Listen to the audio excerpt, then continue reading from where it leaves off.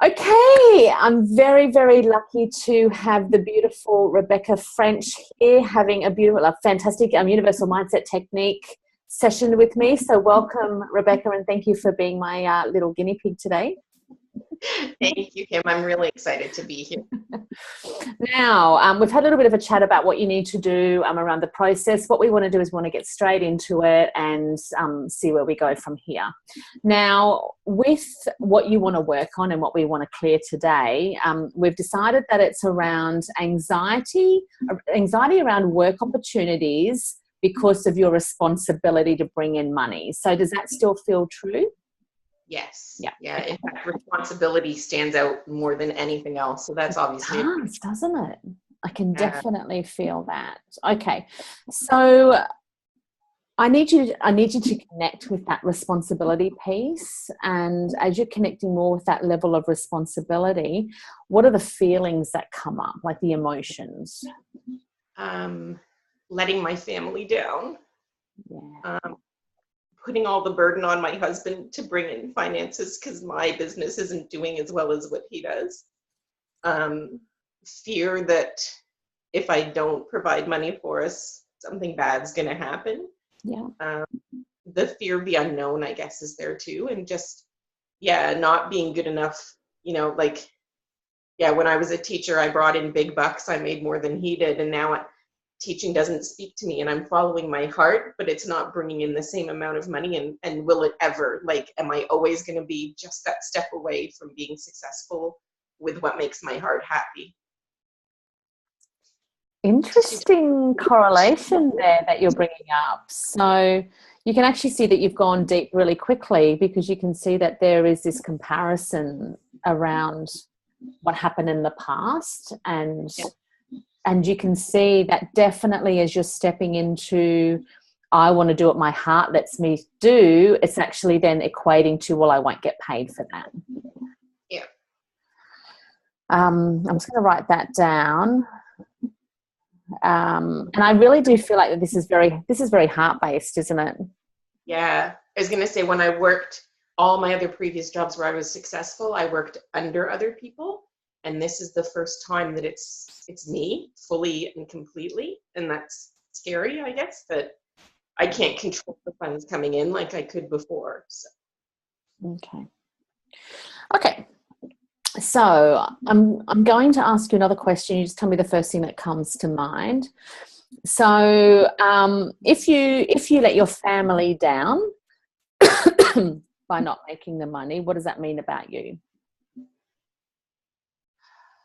Oh, nurturing and support were the two words that came up, which funny enough were keywords I used in marketing my first business. So, that's interesting that I'm not nurturing and supporting them because I'm not providing for them. And then I let my husband worry because he worries about money when there's not enough. And he's working as hard as he can, so there's not much more he can do. So yeah, okay. So if you're not nurturing and supporting them, what does that mean about you as a person? Oh, it's the same old, not good enough. Great. The one that comes back to not good enough. Okay. I just got the message that pretty much I could go through all these other elements to this, but it'll keep coming back to that you're not good enough. I don't believe that there's any other belief running this. So let's just say that we've gone to the core belief. And so by that coming up, that is actually driving not only this, but a lot of other areas in your life, which let's get rid of that. I think I've cleared it. It comes back on another level. So we need to get rid of that. So can I just get you to just take a nice deep breath and just acknowledge that you do have this belief that you're not good enough? Yes. Now I want you to tell me the earliest memory that you have of when you felt or you thought that you weren't good enough. Really little. 5 is the number that came to mind, so we'll go with that. Yeah.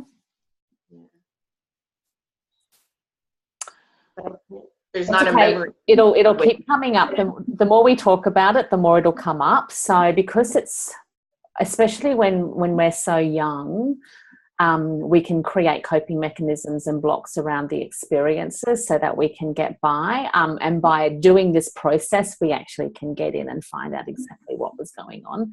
So do you remember where you lived when you were 5? Yes. Yeah. We were in London, Ontario in Canada at the time. Yeah. And parents together? Yes. Yeah. And siblings? Yeah. Older sister. Yeah. Okay. And when you were 5, were you going to school? Yes. Okay. Do you remember what going to school like? Yeah. Had a kindergarten teacher who couldn't stand me. I was left-handed and she was, wow, that's it. It was Yes. that was quick. She had one of those outdated crazy beliefs that if you were left-handed, you were a child of the devil. And she wrote a big red R on my right hand. And every time I wrote with my left hand, she slapped me with a ruler on my left hand and made me write with my right hand. Yeah. Can you not hold back these tears, please? Because you're making me cry. So can you just let these...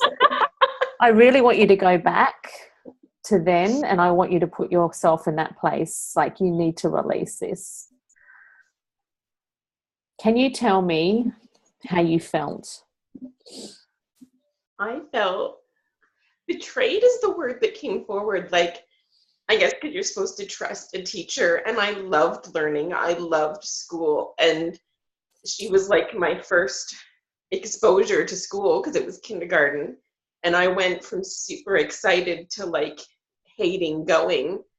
And she had the teacher's pet. And I remember this distinctly. She sat next to me. It was like she thought her good influence would rub off on me because I was this evil child. And the teacher's pet was so mean to me, and she would say horrible things to me. And so I turned around one day and I stabbed her with my pencil. And I even like went and sharpened it and got it nice and sharp. And get to just fight a little bit, I guess. And I got sent out into the cloakroom because it was the teacher's pet and she could do no wrong, even though she was the one bullying me. And I went, well, screw that. Like, I did it. And she said I could come back into the classroom when I was ready to apologize. And I thought, no, I did it because I was angry. I don't want to apologize. So I took my backpack and I walked home. So I didn't have to apologize. And I hid in the garage until I heard the school final bell go and walked into the house. So, yeah. Okay. I want you to go back to your memory of having the cross on your hand and so forth. And I want you to kind of see yourself looking down at it. And what are you thinking when you're looking down at it? That I'm not good enough. Like, the way that I was made must have been flawed because I couldn't write with my right hand. It didn't feel natural. And to do something else just didn't feel like me. So it was that who I am inside wasn't good enough for school and for the teacher and to be accepted. Can you just take a nice deep breath for me? You've just brought up another belief. That the way you were made was flawed. Is that not the essence of who you are? Yeah. And you've carried this with you since then. Yes. That there's something wrong with you and that you're flawed. This explains a lot with how I identify with the gay community, even though I'm not gay, because I think for them. How funny is that? So you think the way you've been made has been flawed. I do need you to take a couple of really big breaths, and I just need you just to move this energy on.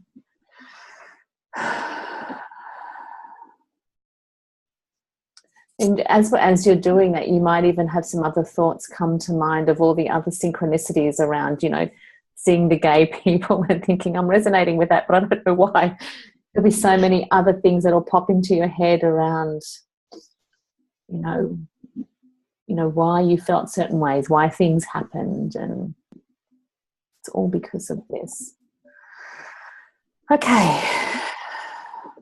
I need you to take one more really big, deep breath. You're actually holding on to something. I'm wondering why you're hanging on to this.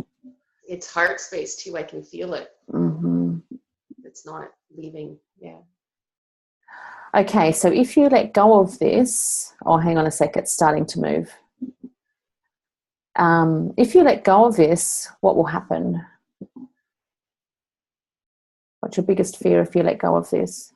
The phrase that came up is having to stand on my own 2 feet. That's scary. Okay.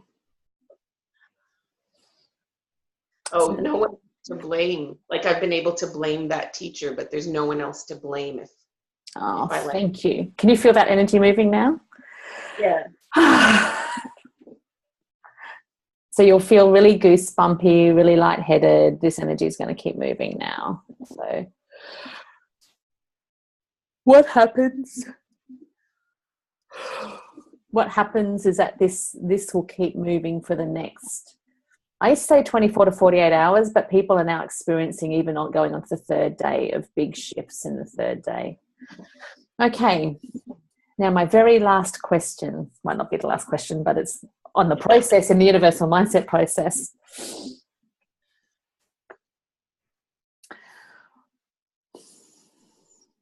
If you believed that you were flawed and the way that you were made is flawed and that you're not good enough, which was created from this situation of having the cross on your hand and being the target, like in actual fact you're the target and that you're evil, tell me the first thing that pops into your mind when I ask you this.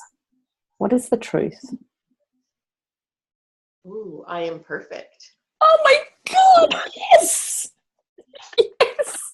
Yes, yes, yes, yes, yes, 100 times, yes. Can you take a nice deep breath? Yeah. That is your new belief. I like that. We have just shifted your belief I'm not good enough and the way I was made is flawed into I am perfect. Wow. I'll take that. High five. Well Yes. done. Okay. So give yourself a couple of days of allowing this to move on. You'll get so many pop-ups in your head around memories and things of where this has been running the show. This is like it's just like a little program that was planted back when you were 5 and it's been running the show ever since. Not anymore. Not anymore. No. Now, I need you to write down somewhere, put it on your phone, put it on the mirror, put it on the fridge. I am perfect. And I want you to keep reminding yourself that and say that. Write it on your hand every day. Like say it over and over and over again. Your soul's already connected to it.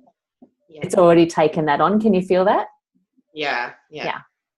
So now you just need a couple of days of the memories just to release, of the energy just to keep releasing, and then this you'll start then reflecting experiences that will prove that you are perfect. Nice. And Siri just wants to confirm that that's true as well. Siri? So the other thing I'm getting to is take lots of really nice deep breaths. Okay. And also, I'm not really big on the whole self-care, self-love kind of thing, but for you, you need to adopt this from a different place of, not just being nice to yourself. You need to actually start to, what's the word? I'm trying to get to the word. Love yourself up, like just tell yourself how amazing you are, just constantly complimenting yourself, those kind of things, not in actions, but more in words. And when you look at yourself in the mirror and you go to say, oh, you're this, you're that, go, I'm perfect. I'm perfect as I am. And I think maybe even if you can add that in, as I am. Again, the universe will bring you more perfection as you are, and you just need to be who you are, and the world will naturally be perfect for you because that will be your reality, because that is the truth. Excellent. Okay.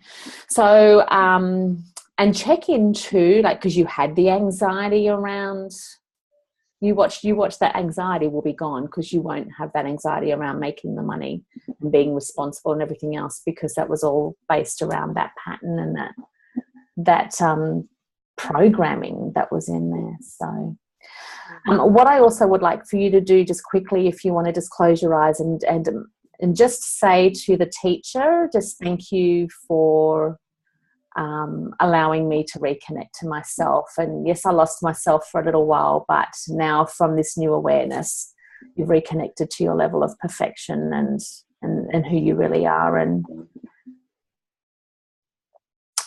thank you for giving you that opportunity to love yourself even more than you could ever imagine. Oh my God, this feels so beautiful. Feels gorgeous. Okay, enjoy this. Message me if you get stuck with anything. But what I'm going to do is I'm going to send you through this universal mindset technique. So the process I've just done with you now, you can continue doing at home. Okay. So for anything, you always start with what is the issue, which is that phrase. Okay, what is the thing I'm not happy with? Then you go into what is the emotion around that. And then you go into what does that mean about me? Okay. That brings up the core belief. And then we go into what's the earliest memory? And then what is the truth? Now you can see I've added a few little things. That's the beauty of working one-on-one, is that I'm given other areas and different strains, but at the end of the day, you can use that process at home. So I'll send that through to you, and you can use that from now on, because it is powerful. Yes, it's amazing. So powerful. So enjoy. Thank you. Any questions, just message me, okay?